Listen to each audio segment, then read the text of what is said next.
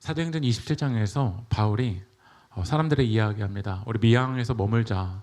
그런데 사람들은 바울의 말을 무시하고 조금 더 그래서 베닉스까지 갔다가 결국 무엇을 만나게 되냐면 유라굴로 광풍을 만나게 됩니다. 우리 인생도 조금만 더 가자, 조금만 더 앞으로 가자라는 그 조금 더의 욕심이 오히려 인생 가운데 광풍을 만나게 된다라는 거예요. 이 광풍을 만나면 조금 더 그게 아무런 소용이 없습니다. 이 광풍 앞에서는 사람이 할 수 있다라는 것이 아무것도 없다라는 거죠. 광야를 읽다라는 책에서 이런 내용이 있는데요. 파종할 것이 없다. 한번 넘기시면요. 씨를 뿌릴 수도 없다. 먹을 것도 없고 마실 물도 없다. 우리는 광야 길에서 생각합니다. 왜 이렇게 나한테는 없는 것뿐인가? 저축한 돈이 없고 은퇴연금이 없고 직장이 없고 차가 없고 좋은 스펙이 없고 없는 자신의 처지가 처량하고 끔찍하게 여겨집니다. 그러나 한번 넘기시면요. 광야는 아무것도 할 수 없는 곳이다. 이런 절망적인 광야에 딱 하나 있는 것이 있다. 그것이 무엇일까?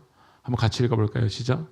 바로 하나님이다. 이스라엘 백성이 아무것도 없는 광야에서 40년간 살아남을 수 있었던 것은 하나님 덕분이다. 하나님 때문에 우리는 광야를 걸으면서도 기뻐하고 즐거워할 수도 있다.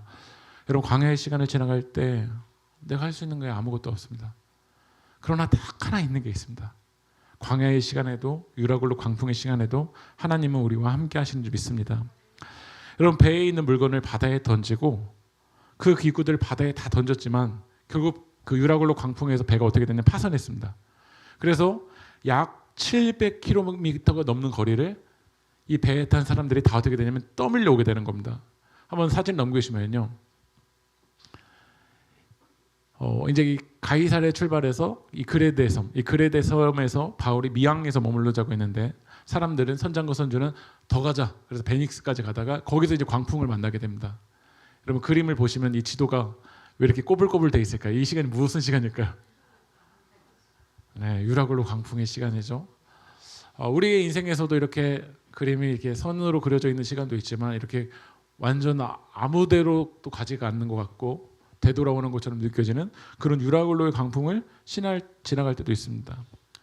하지만 하나님께서 말씀하셨어요. 바울아, 넌 로마까지 갈 거다. 하나님의 사람들이 그 안에 있었습니다.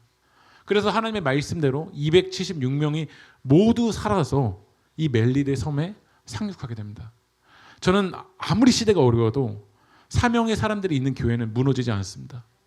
아무리 우리 삶 가운데 유라굴로 광풍이 있다 할지라도 하나님의 사람들, 사명 있는 사람들을 통해서 그 배에 탄 사람들이 다 구원받게 되는 하나님의 역사가 일어날 줄 믿습니다. 오늘 이 배가 이젠 파손되어서 사람들이 오늘 어디에 도착했냐면 멜리데 섬, 몰타 섬에 이제 도착한 겁니다. 그런데 이제 도착했을 때 상황을 보니까요, 배가 파손되어서 사람들이 어떻게 되냐면 이제 수영해서도 가기도 하고 이제 배가 깨어진 그 나무 조각 그거 안고서는 이제 가기도 한 겁니다. 한번 말씀 읽어볼까요? 사도행전 28장 1절 2절 읽어보겠습니다. 시작. 그 섬은 멜리데라 하더라. 비가 오고 날이 참에 원주민들이 우리에게 특별한 동정을 하여 불을 피워 우리를 다 영접하더라. 오늘 이때가 어느 때냐면 겨울입니다. 근데 겨울인데 비가 오는데 어떻죠? 날까지 찹니다. 그러니까 우리 인생 속에서 비가 오는 것도 참 힘들고 유라굴로 광풍도 참 힘든데 어느 때는 이게 겹쳐서 올 때가 있습니다. 비가 오고 날이 추워지는 그 시간. 그러니까 육체적으로만 힘든 게 아니죠. 이 배에 탄 사람들이 물건들 다 바다에 던지고 왔거든요. 얼마나 두려웠을까요? 손에 잡을 수 있는 게 아무것도 없거든요. 얼마나 그 사람들이 추웠을까요? 이리 치이고 저리 치이고 얼마나 힘들었을까요? 그러니까 이 유라굴로 광풍을 만난 이 사도행전 28장의 사람들만 아니라 인생에 살아가는 수많은 사람들이 육적으로만 차가운 것이 아니라 마음이 차갑다라는 거야. 오늘 바울도 이젠 배가 파손되어서 여기까지 갑니다. 바울의 지금 나이가 젊은 청년이 아닙니다. 노년의 시기였어요. 바울이 이야기했어요. 멈추자. 사람들이 듣나요, 안 듣나요? 안 들어요. 이럴 때도 마음이 차가워지게 되는 것 같아요. 아무도 내 말을 안 들어요. 네. 아무도 내 말에 주의를 기울이지 않을 때 여러분 얼마나 우리 마음이 차가워져요.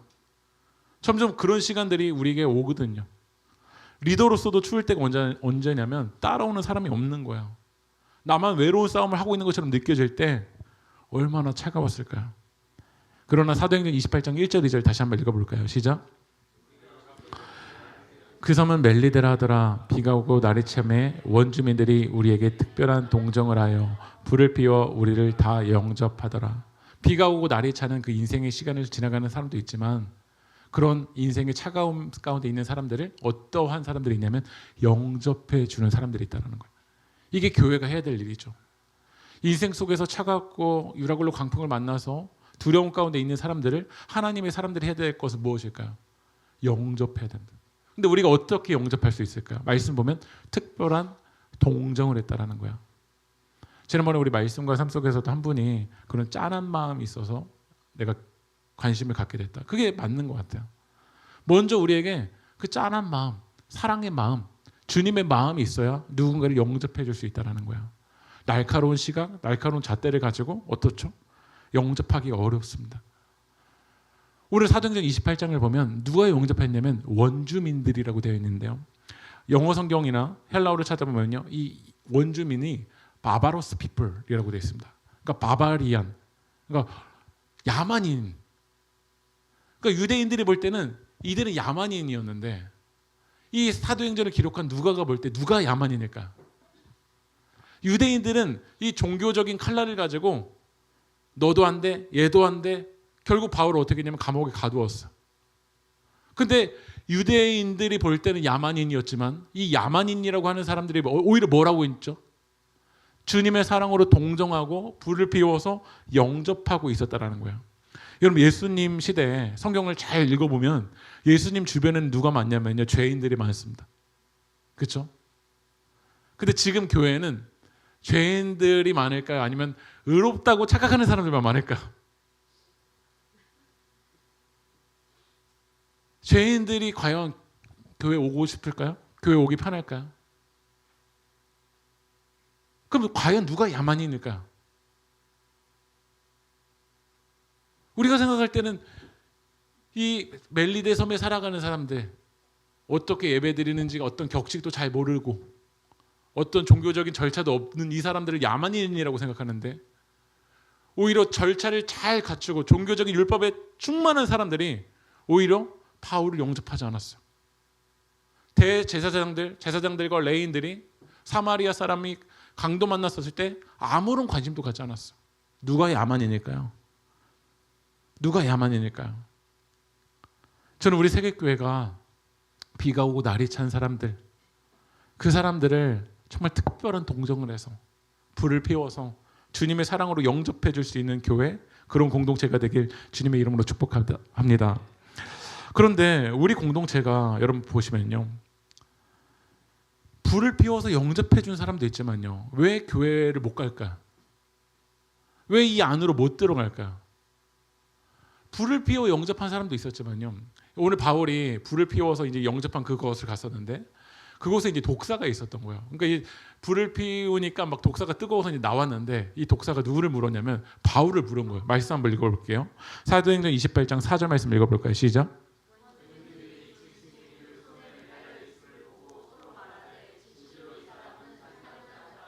바다의 구조를 받았으나 공의가 그를 살지 못하게 함이로다 하더니, 오늘 바울이 이 독사에 물린 것을 보고서 뭐라고 하죠? 살인한 자기 때문에 독사에 물렸다라는 거야. 공의가 그를 살지 못하게 한다라는 건요, 이 공의가 헬라 신화에 나오는 복수의 여신이에요. 신이 용서를 안 한다라는 거야. 오늘 바울을 바라보면서 사람들이 어떠한 잣대로 바라보냐면 인과응보적인 관점만으로 하나님이 이런 분일 거라고 생각하는 거야. 네가 불뱀에 왜 물렸겠냐라는 거야. 죄를 지었으니까 물린 거 아니겠냐라는 거야. 고난 속에 있는 욥에게 욥의 친구들이 와서 뭐라고 하죠? 말씀 읽어볼까요? 욥기 4장 5절 말씀 읽어볼까요? 시작. 생각하여 보라, 죄 없이 망한 자가 누구인지 정직한 자의 끊어짐이 어디 있는가. 오늘 이 욥의 자녀들이 다 죽었습니다. 욥의 아내도 욥을 원망합니다. 가진 소유가 다 잃어버렸습니다. 그런데 욥이 무엇 때문에 더 마음이 차갑냐면요, 자기의 소유를 잃어버린 것보다도 엘리바스라고 하는 친구가 와서 뭐라고 말하죠? 또 죄가 있기 때문에 정직하지 못해서 무너졌다라는 거야. 근데 욥기 1장 1절 한번 읽어볼까요? 시작. 우스 땅에 욥이라 불리는 사람이 있었는데 그 사람은 온전하고 정직하여 하나님을 경외하여 악에서 떠난 자더라. 여러분, 욥기의 전제가 뭐냐면요, 욥에게는 죄가 없다라는 거예요. 악에서 떠난 자라는 거예요. 근데 사단이 어떻게 하나님과 타협을 하냐면요, 하나님, 욥이 이유가 없어도 하나님을 섬길까요? 자녀가 막 축복을 받고 소유가 많으니까 하나님을 섬길 것 같은데 이런 이유가 없어도 하나님을 섬길까요? 그러니까 마귀 사단이 우리를 너무 잘 아는 거야. 우리는 하나님을 어떻게 보냐면 이유라는 관점만으로 봐요. 내게 힘든 일이 있다? 하나님 나 싫어하시지. 고난이 있다? 하나님 나 싫어하셔서 그런가 보지. 이런 프레임만으로 사람을 바라보는 거야. 그 잣대가 교회 밖에 있는 사람들이 교회의 문을 두드리는데 어떨까? 그게 벽이 되어 있지 않을까요? 지금까지 내가 살아온 그 프레임을 가지고 그 잣대를 가지고 사람을 바라보는 거야. 어떤 정치적인 이념만을 가지고 그 사람을 바라봐요. 벌써 답이 나와 있어요. 벌써 이 엘리바스는 답이 나와 있어. 너는 죄가 있어서 그래. 너는 악해서 그래. 그러니까 이런 고난을 만난 거야라고 그렇게 쉽게 내던지는 이 말이 누군가를 더 차갑게 만들고 누군가를 더 두렵게 만든다라는 거예요. 한 대형 교회에서 이제 세습 문제가 일어날 때 그것을 반대하면서 이제 1인 시위를 했던 그 목사님이 계시는데, 그 높은 뜻 연합교회 이제 김동호 목사님이라는 분이 계세요. 근데 그분이 이제 이 대형 교회 세습을 반대하시다가 그 와중에 뭘 걸리셨냐면 폐암에 걸리신 거야. 근데 한 교회 그 이제 문제, 거룩하지 못한 문제를 반대했다가 이제 폐암에 걸리니까 그 교회 성도님들이 이 목사님을 뭐라고 하냐면 폐암에 걸린 거 하나님이 치신 거라는 거야. 근데 이 목사님이 이제 암에 걸려 보니까 암에 걸린 사람들이 얼마나 고통스러운지를 진짜 마음을 조금 깨닫게 되고 하나님이 그런 마음을 주신 거야. 남양주에서 암에 걸린 사람들을 모아서 그 내 백성을 위로하라. 그 백성을 좀 위로하라라고 해서 이제 암에 걸린 사람들을 다 모으고 그분들을 위로하는 하나님 말씀을 전하는 거야. 근데 그때 집회 딱 그날 이 목사님이 항암 치료를 이제 시작하신 거야. 집회 때 물을 이제 딱 처음 먹은 거예요. 그때 목사님 뭐라고 말씀하시냐면 저는 가벼운 거라 그러더라. 진짜 항암 투병 하시는 고통이 크다 할 때 마음이 아팠다. 얼마나 힘들까. 목사님이 뭐라고 하시냐면 위로하는 시간인데 사람이 어떻게 위로하겠어요. 하나님이 위로하셔야지. 하나님의 위로가 가득하길 바란다고 이제 축복을 하면서 이야기를 꺼내시는 거예요. 그러면서 뭐라고 말하냐면 하나님께 이제 따지는 거예요. 하나님 왜 하필 접니까? 왜 하나님 왜 하필 접니까? 근데 목사님에게 이게 답이 들렸는데 그게 뭐였냐면 넌 안 돼였어요. 넌 안 돼? 넌 안 돼? 이게 엄청난 깨달음이었다라는 거예요. 넌 안 돼? 너는 특별해? 너는 특별히 암에 걸리지 않을 이유가 있어? 암에 걸린 사람은 너보다 특별하지 않아서 걸려? 이 마음이 이 목사님에게 평안을 준 거야. 아, 억울한 일이 아닌구나. 죄악된 세상에서, 타락한 세상에서 랜덤으로 걸릴 수 있는 문제구나. 뭔가 더 잘못해서가 아니라 암에 걸린 사람은 나보다 잘못 인생을 살아서 걸린 게 아니라 이 타락한 세상에서, 죄악된 세상에서 랜덤으로 걸릴 수 있는 거구나. 여러분, 예수 믿는 사람이 다 부자입니까? 안 믿는 사람이 부자인 사람도 많지 않습니까? 예수 믿으면 부자 되고 이런 말 다 사기고 무당이지 않습니까? 예수 믿는데 가난한 사람도 있거든요. 안 믿는 사람 중에 부자도 있거든요. 이게 차별이 없잖아요. 근데 사람들은 어떻게 하냐면 부자냐 안 부자냐 이걸 가지고 줄긋기를 하는 거야. 믿는 것 자체 때문에 이 집은 비가 오고 이 집은 비가 안 옵니까? 믿는 것 자체 때문에 이 집은 햇빛이 비치고 이 집은 햇빛이 안 비치는 게 아니잖아요. 근데 바울이 독사에 물렸을 때 사람들이 이야기하는 거야. 너 죄인이어서 그래. 너 잘못해서 그래. 때로는 그 이야기를 다른 사람이 아니라 내가 많이 할 때가 있는 것 같아. 다른 누군가가 아니라 내가 나 자신을 향해서 계속 평가하는 거예요. 하나님이 아니라고 말씀하시는데 이미 내게 굳어져 있는 그 프레임을 가지고 나를 그 안에 감싸는 거예요. 그러니까 보이지 않는 그 감옥에서 사람들이 살아가고 있는 거야. 사도행전 28장 6절 말씀을 읽어볼까요? 시작.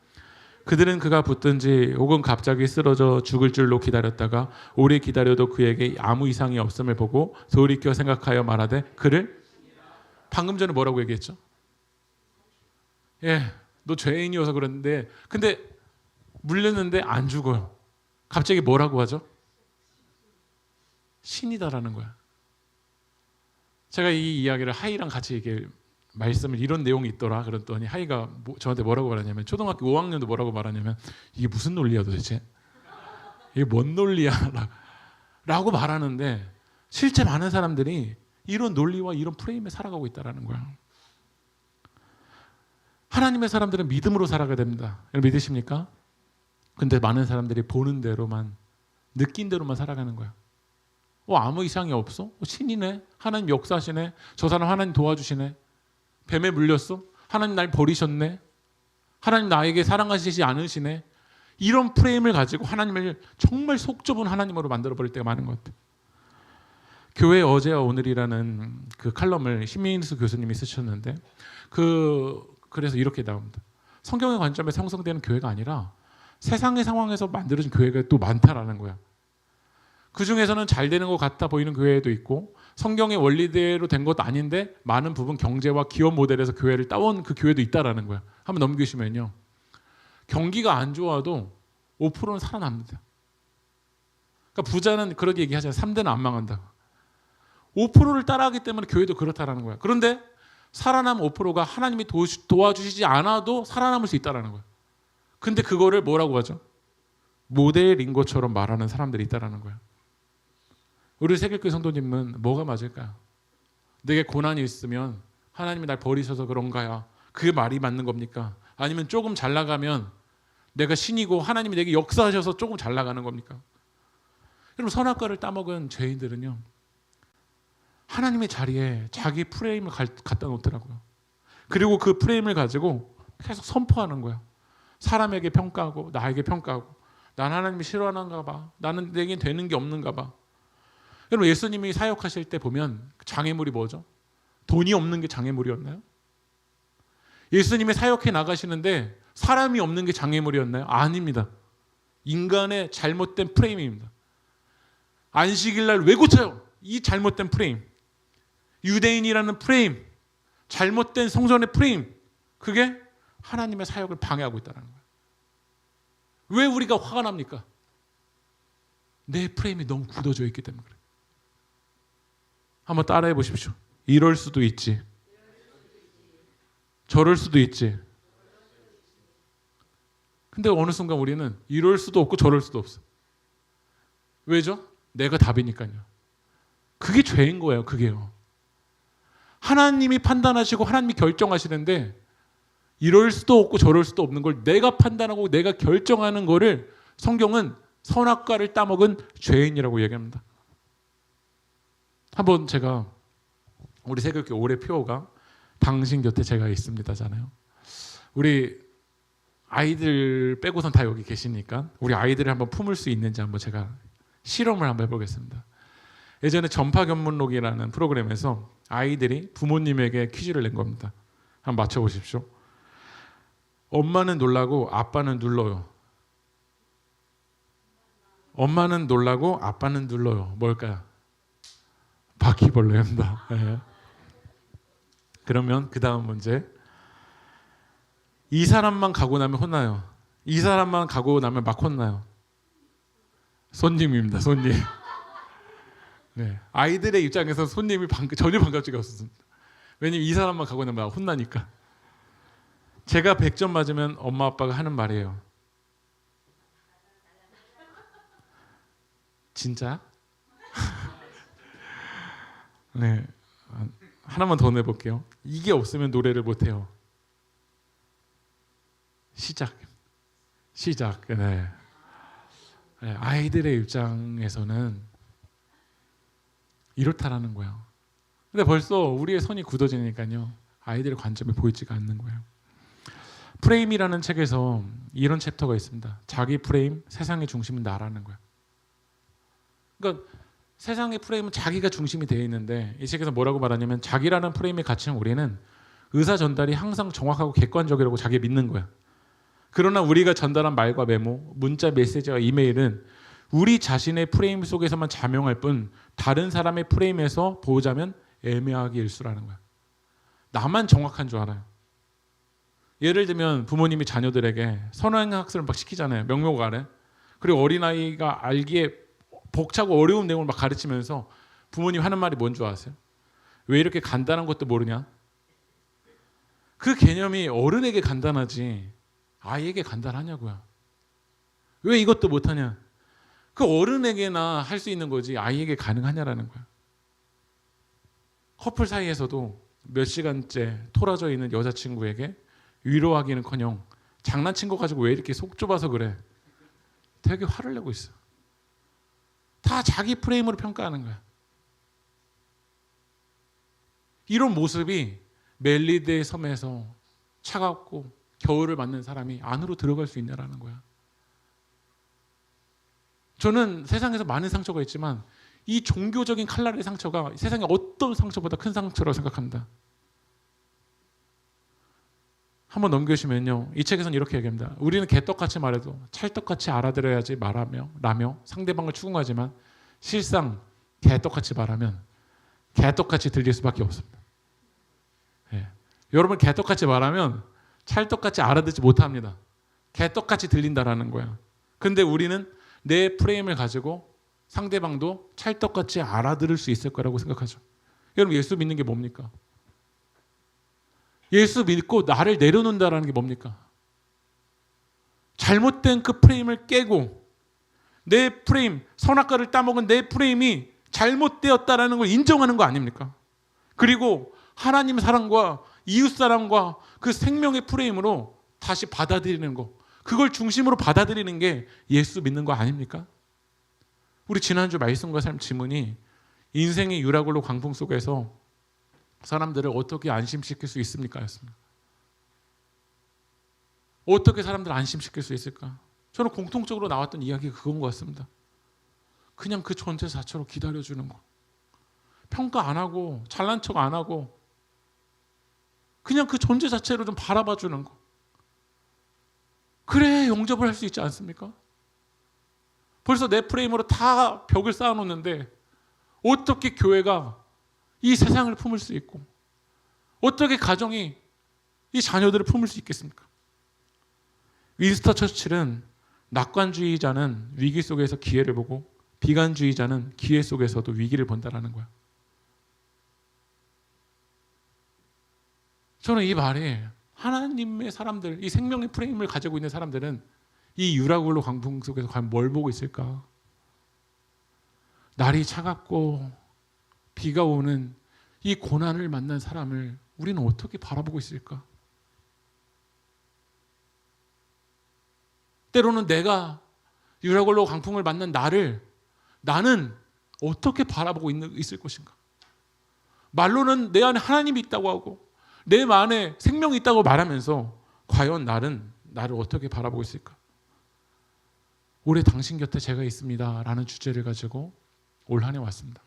저는 이 주제가 올 한 해만 끝나는 게 아니라 우리 평생 동안 살아가야 될 사명인 줄 믿습니다. 그러려면 여러분을 내려놓으십시오. 내가 주인 되어 있는 내 자아를 깨트리십시오. 내 잘못된 프레임을 깨트리십시오. 그리고 다시 하나님의 사랑과 이웃 사랑과 생명과 안식과 하나님의 그 호흡으로 여러분 이 세상을 바라보십시오.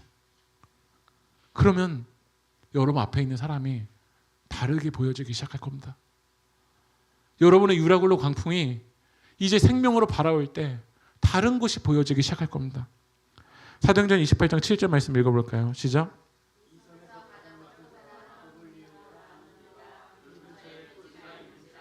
그가 우리를 영접하여 사흘이나 친절히 머물게 하더니 오늘 멜리데 섬에 가보니까요 가장 높은 사람인 보블리오가 있대요. 토지도 있는데 영접까지 해주네요. 친절히 머물기까지 하네요. 그럼 우리가 생각할 때 이런 사람들 다 어떻게 돼야 되죠? 근데 8절로 한번 넘어가 볼까요? 8절 읽어보겠습니다. 시작. 보블리오의 부친이 열병과 이질에 걸려 누워있거늘 바울이 들어가서 기도하고 그에게 안수하여 낫게 하매. 가진 것도 많고 섬김도 잘하는 사람인데 왜 부친이 열병에 걸려 있습니까? 이 유라굴로 광풍은 죄악된 세상에서 랜덤으로 걸릴 수도 있습니다. 여러분이 잘못해서가 아니라, 여러분이 정말 이 죄악된 모습으로 나가서가 아니라, 때로는 내가 의도하지 않게 이 시간을 지나갈 수 있다는 거예요. 근데 바울이 부친이 열병 걸려 있고 이질 걸려 있는 이 모습을 보고 너 분명히 죄가 있어서 그럴 거야. 너 나쁜 짓 해서 그럴 거야. 이 잣대로 보블리오를 평가했다면 바울은 안 들어갔을 겁니다. 그러나 바울에게 계신 예수님, 그 예수님의 사랑은 이 바울의 이 종교적인 율법의 잣대, 그 열심을 다 깨뜨리셨거든요. 눈멀게 하셨거든요. 주님의 사랑이 눈이 머니까 들어가는 거야. 주님의 사랑이 눈이 머니까 이 보블리오의 집에 들어가는 거야. 열병과 이질에 걸려 누워있는 사람에게 들어가서 손을 붙잡아주고 안수하고 기도할 때 하나님이 그 가운데 역사해 주신다는 거야. 여러분, 이게 교회이지 않을까요? 이게 교회이지 않을까요? 마지막 우리 사도행전 28장 10절 말씀 읽겠습니다. 시작.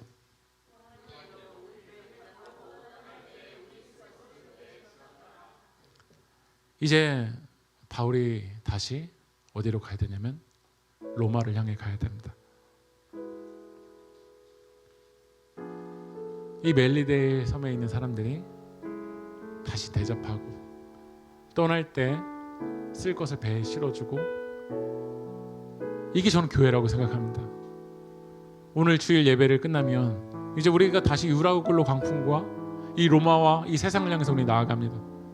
그러나 교회가 함께 모였을 때 기도를 실어주고 사랑을 실어주고 용기를 실어주고 하나님이 너와 함께 하실 것이라는 지지를 실어주고 그 복음을 실어주고 생명을 실어줄 때 이 유라굴로 광풍을 통해서 인생의 배가 깨어지고 파선한 사람들이 다시 힘을 얻어서 세상으로 나아갑니다. 저는 이 사도행전 28장의 모습이 우리 세계교회가 되고 여러분들의 가정이 되고 삶의 터전이 되길 주님의 이름으로 축복합니다. 우리 이 시간 함께 찬양합시다. 주 안에 우린 하나.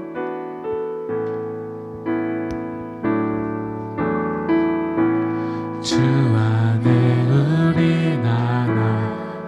모습은 달라도 예수님 한 분만 바라네.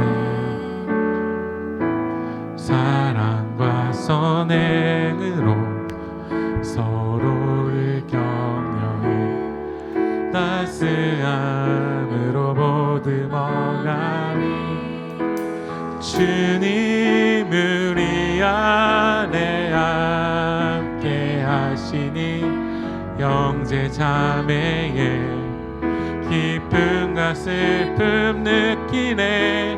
내 안에 있는 주님 모습 보내 금은 기뻐하시네.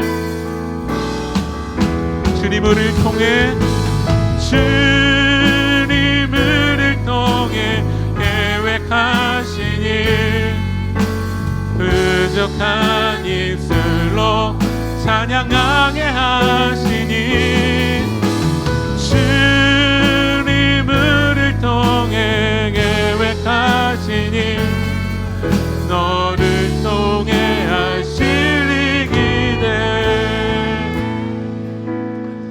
우리 한 번 더 찬양하고 기도하려고 하는데요, 우리 이번에는 우리 옆에 계신 성도님들의 손을 정말 붙잡았으면 좋겠습니다. 네, 우리 뒤로도 좀 붙잡으셔도 괜찮을 것 같은데요. 네. 네. 네. 네.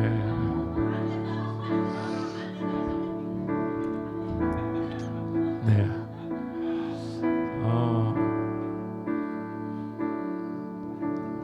이렇게 우리들이 겉으로는 웃고 있으셔도 네, 보기에는 아무 문제 없는 것처럼 느껴지셔도 다 각자만의 아픔이 있고 각자만의 눈물이 있습니다. 네, 각자만의 고통이 다 있습니다. 네. 각자만의 다 삶 속에서 정말 열심히 살아가시고 계십니다. 오늘 바울이 보블리오 토지도 있고 섬김도 있고 그 안에 아무런 문제가 없을 것 같았지만 그 집에 들어가 보니까 그 가정 안에 얼마나 고통이 있습니까? 그때 바울이 주님의 사랑으로 안수해줬던 것처럼 오늘 예수님의 사람들이 같이 손을 붙잡아주고 하나님이 우리와 함께 하신다라는 그 믿음을 가지고 우리가 함께 할 때 우리가 다시 힘을 얻어서 세상을 이겨나갈 수 있을 줄 믿습니다. 오늘 이 시간 그 축복을 담아서 우리 손을 붙잡고 우리 주 안에 우리 하나 찬양하고 우리 기도합시다. 주 안에 우리 하나, 주 안에 우리 하나, 모습은 예수님 한 분만 바라네. 사랑과 선행으로 서로를 격려해.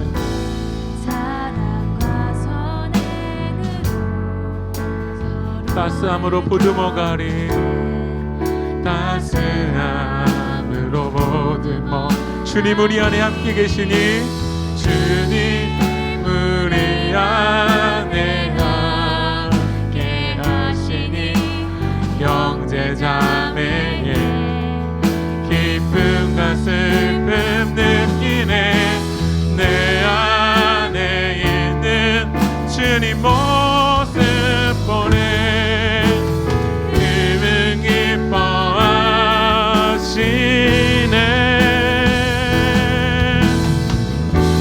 주님 우리를 통해 계획하시니, 주님을 통해 계획하시니, 부족한 입술로 찬양하게 하신 일, 주님 우리를 통해 계획하신 일,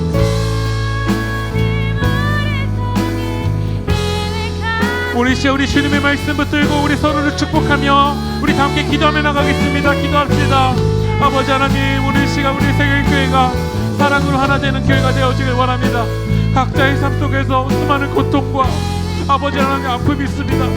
드러나지 않는 그 슬픔 속에서 이 세상을 살아가는 우리 공동체 안의 사람들은 저의 잘못된 시각으로 평가했었던 우리 모습을 주님 용서하여 주시옵시고, 하나님 오늘 시간 바울이 보블리오 집에 들어가서 안수하고 기도할 때 아버지 하나님 역사하여 주셨던 것처럼 오늘 손을 붙들고 하고 있는 기도하는 우리 세계교회 성도님들의 삶을 주님 일으켜 주시옵소서. 주님 아버지 하나님 붙잡아 주시옵소서.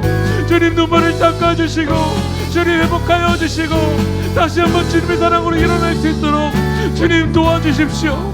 주님 아버지 하나님, 우리 손을 붙들고 기도하는 우리 세계교회 성도님들의 삶을 주님 일으켜 주십시오.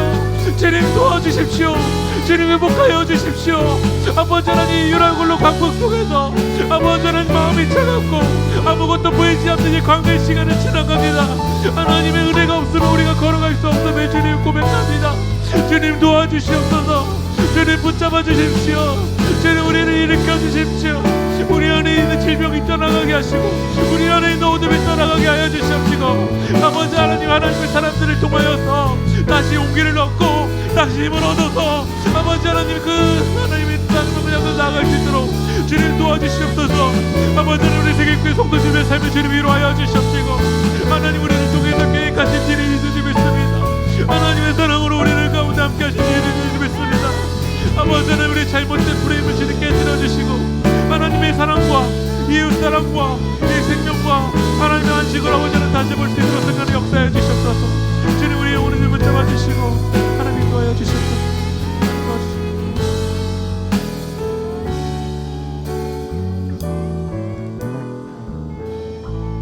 하나님, 오늘 이 시간 우리 세계교회 성도님들의 손을 붙잡고 이 시간 기도합니다. 하나님, 제가 알지 못하는 그 아픔과 고통 속에서 한 주간의 삶을 살아왔습니다. 하나님, 우리 안에 있는 잘못된 프레임을 깨뜨리게 하시고 오늘 우리 세계교회 성도님들이 손을 붙잡고 기도할 때 보블리오의 부친이 병을 낳고 다시 한번 바울이 그 멜리드의 섬에서 사랑의 영접을 통해서 사명을 향해 나아갔던 것처럼 우리 세계교회가 함께 모여 예배하고 기도할 때 주님의 사랑으로 다시 힘을 얻어서 세상을 살아가는 그 힘을 얻을 수 있도록 성령님 우리 공동체 가운데 역사하여 주시옵소서. 이루고 역사하실 그 주님을 찬양하며 이 모든 말씀 살아계신 예수 그리스도의 이름으로 기도합니다.